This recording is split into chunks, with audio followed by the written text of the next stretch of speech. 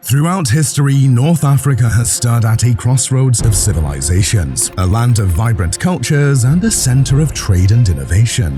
However, today North Africa finds itself at a crossroads of a different kind, a crossroads of crisis. Political instability, economic disparity, immigration and social unrest have plagued the region, leaving its potential untapped and its people struggling. And these issues are not just regional problems. They have profound repercussions for Europe, sending shockwaves through the heart of the old continent that are changing the very fabric of society. Welcome to Living History.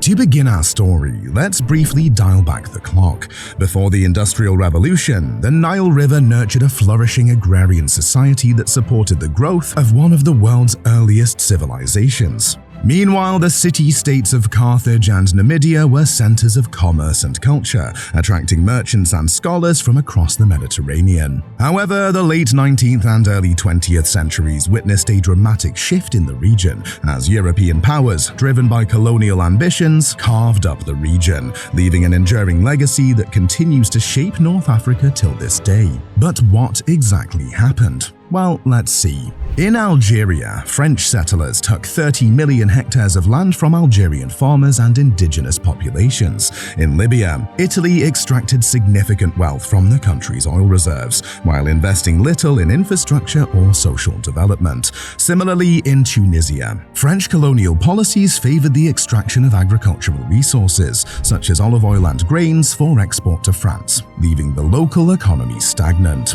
In Egypt, British colonial rule led to the construction of the Suez Canal, which became a vital artery for global trade. However, the benefits of this infrastructure project were disproportionately enjoyed by British investors and shipping companies, while the Egyptian workforce faced harsh working conditions and received minimal compensation for their labor.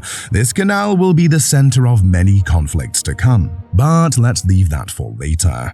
European powers, to keep up with their ambitions, relied heavily on forced labor. In Algeria, for example, the French implemented a system known as the corvée, which compelled indigenous Algerians to work on public infrastructure projects without adequate compensation or rights. All of this led to the exploitation of the region's resources, the imposition of foreign rule and governance systems, the disruption of indigenous cultures and societies, and the exacerbation of social, economic, and political inequalities. Little did Europe know that their actions in North Africa in the 19th and 20th century would unleash a demographic tsunami, a wave of immigration that would crash upon the shores of Europe for years to come. In a striking parallel to today's migration crisis, France witnessed a massive influx of North African immigrants during the mid-20th century, particularly in the post-World War II era. By the 1970s, over 1 million Algerians, Moroccans, and Tunisians had settled in France, transforming its demographics and cultural landscape. A problem that would only worsen due to a series of regional conflicts, including the Tuareg uprisings of the 1980s, the Arab Spring in the 2010s, the Libyan Civil War of 2011, and the ongoing instability in the Sahel. The resulting immigration is, however, not just a European problem. Just consider this. Between 2011 and 2016, there was a 73% increase in refugee arrivals in Tunisia, with the number of asylum applications rising significantly. Morocco saw a 126% increase in asylum applications in the same period. But why does this matter to Europe? Well, according to the International Organization for Migration, IOM, in 2023, more than 130,000 migrants came to Italy from Africa. Many either originated from North Africa directly or are using it as a gateway to Europe, themselves coming from the Middle East or Central Africa.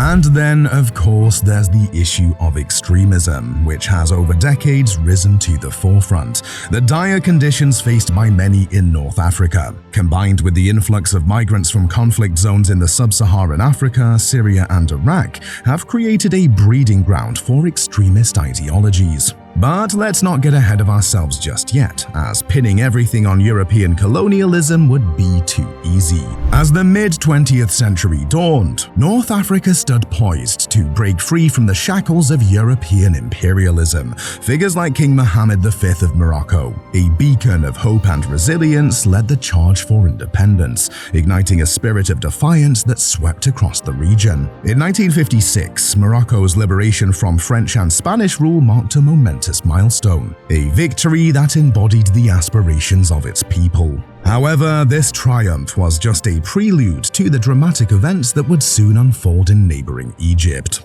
Jamal Abdel Nasser, a charismatic leader with a penchant for bold action, emerged as a formidable force on the Egyptian political landscape. His most audacious move came in 1956 when he boldly nationalized the Suez Canal, a vital lifeline for global maritime trade and a key source of Europe's oil supply.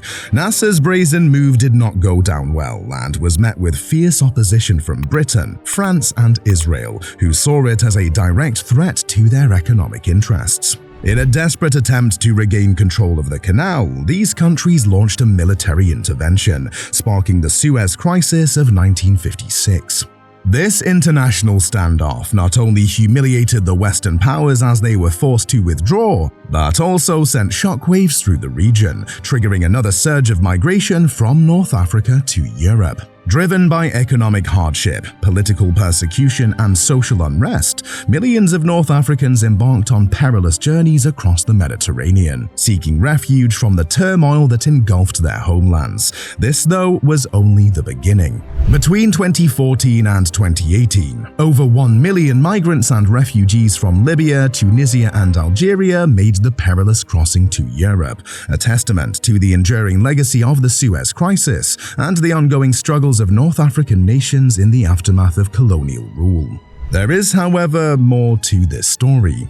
You see, the social unrest during this era also paved the way for authoritarian rule best represented by two leaders: Muammar Gaddafi in Libya and Habib Bourguiba in Tunisia. Gaddafi seized power in Libya through a military coup on September 1, 1969, overthrowing King Idris I.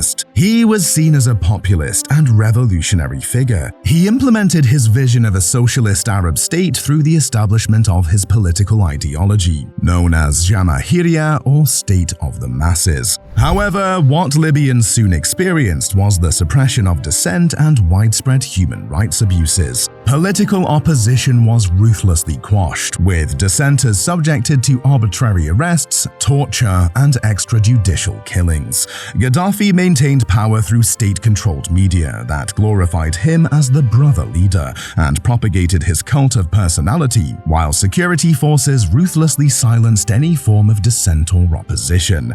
As for Tunisia, following its independence in 1956, Bourguiba became the country's first president. His rule was based on the standard-issue dictator's handbook, consolidating power within the ruling party, suppressing political opposition, and restricting civil liberties.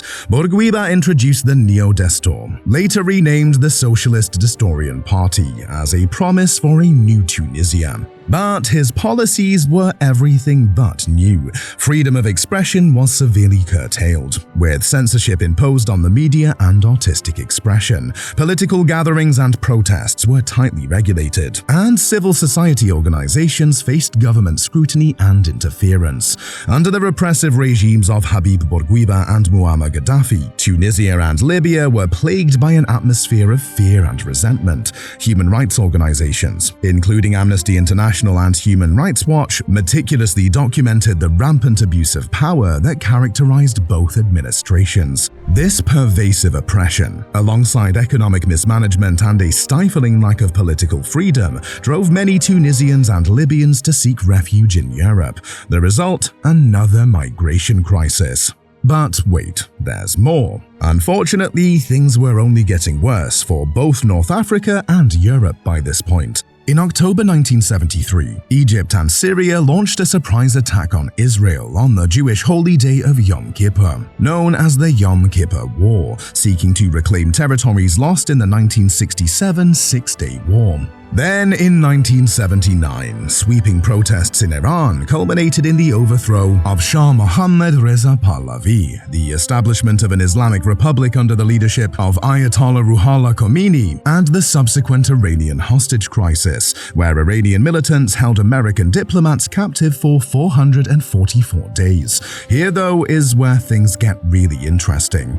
In response to the US's military involvement in these events, the Organization of the Petroleum Exporting Countries, OPEC, including Saudi Arabia, Iraq, and Libya, imposed an oil embargo on the United States and other Western countries. This embargo aimed to leverage the power of oil-producing nations to pressure Western powers, which proved effective for a time. European economies were severely affected by the oil shortage, plunging them into recession and forcing Europe to reevaluate its reliance on fossil fuels and invest in alternative energy solutions. Perhaps something Europe could have considered when it pinned its energy hopes on Russia later in the century, but let's not digress. The oil embargoes of the 1970s also caused another problem. You see, North African countries such as Libya and Algeria are heavily reliant on oil exports. As a result of the embargo, these countries experienced sudden windfalls, but also significant volatility in their economies.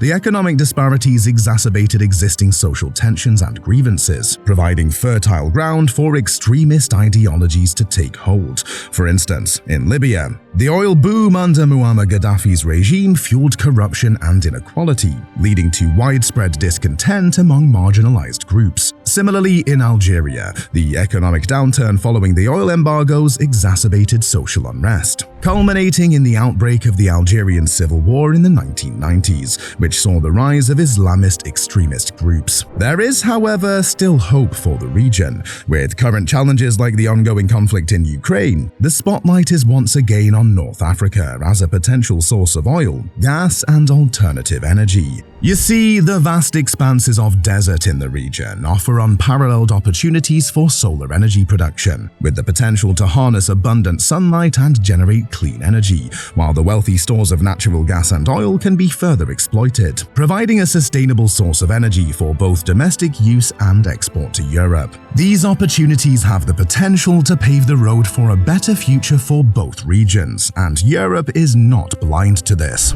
Between 2014 and 2020, the EU provided over €8 billion in financial support to North Africa under the European Neighbourhood Instrument, aimed at promoting economic development, job creation, and social cohesion in the region. It has also implemented migration partnerships with Morocco and Tunisia, focusing on enhancing border management, combating human trafficking, and promoting socio-economic development to address the root causes of irregular migration. However, is this enough to help solve the problems created by European colonialism in the first place? Only time will tell. But one thing is certain: solving the threats stemming from immigration and terrorism can only be done in close collaboration between Europe and North Africa. To find out more about Europe's challenges, check out our next video linked here. See you there.